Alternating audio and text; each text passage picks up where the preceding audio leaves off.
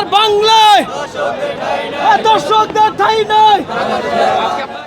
ধর্ষণ শিকার ৮ বছরের শিশু আসিয়ার জন্য প্রার্থনা করছেন দেশবাসী। সবার জিজ্ঞাসা, তার শারীরিক পরিস্থিতি উন্নতি হলো কিনা। শিশুটিকে নিয়ে এমন উদ্বেগের মধ্যে কিছুটা সুখবর জানা গেল। চিকিৎসকদের বরাত দিয়ে সুখবর দিয়েছেন প্রধান উপদেষ্টা ডেপুটি প্রেস সচিব আবুল কালাম আজাদ মজুমদার।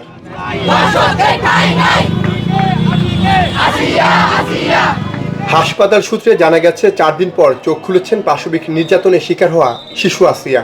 নির্যাতনের পর তাকে হত্যার চেষ্টা করা হয়েছে। গলায় ক্ষতের কারণে শরীরে এখনো জ্বর। তার অবস্থা কিছুটা উন্নতি হলেও শঙ্কা এখনো কাটেনি।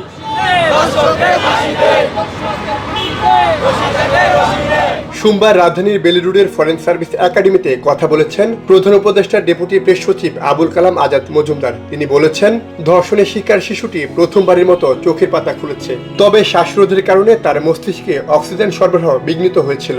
মস্তিষ্কে পানি জমে গিয়েছিল, সেটা অপসারণ করা সম্ভব হয়নি। তবে বুকের মধ্যে যে বাতাস জমেছিল সেটা দূর করা গেছে। চিকিৎসকরা আশাবাদী ২-১ দিনের মধ্যে শিশুটির অবস্থা আরো উন্নতি হবে। অন্তর্বর্তী সরকারের পক্ষ থেকে প্রধান উপদেষ্টার নিরাপত্তা কর্মকর্তা নিয়মিত সিএমএইচ এর চিকিৎসকদের সাথে যোগাযোগ রাখছেন।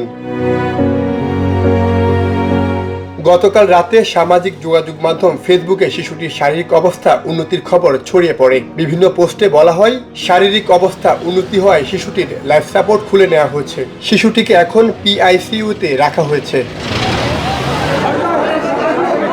এদিকে ধর্ষণের অভিযোগে শিশুটির ভগ্নিপতি, বোনের শ্বশুর, শাশুড়ি ও ভাসুরকে গ্রেফতারের পর রিমান্ডে নেওয়া হয়েছে। শিশুর বোনের শ্বশুরকে 7 দিন, স্বামী, শাশুড়ি, ভাসুরকে 5 দিন করে রিমান্ড মঞ্জুর করেছে আদালত। এর আগে গত 6 মার্চ বোনের বাড়িতে বেড়াতে গিয়ে নির্যাতনের শিকার হন আসিয়া।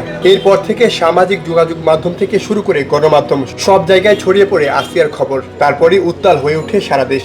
ধর্ষকের বিচারের দাবিতে বিক্ষোভ করেন বিশ্ববিদ্যালয়ের শিক্ষার্থীরা ও বিভিন্ন সংগঠন। সামিউল হক খান, সময়ের আলো।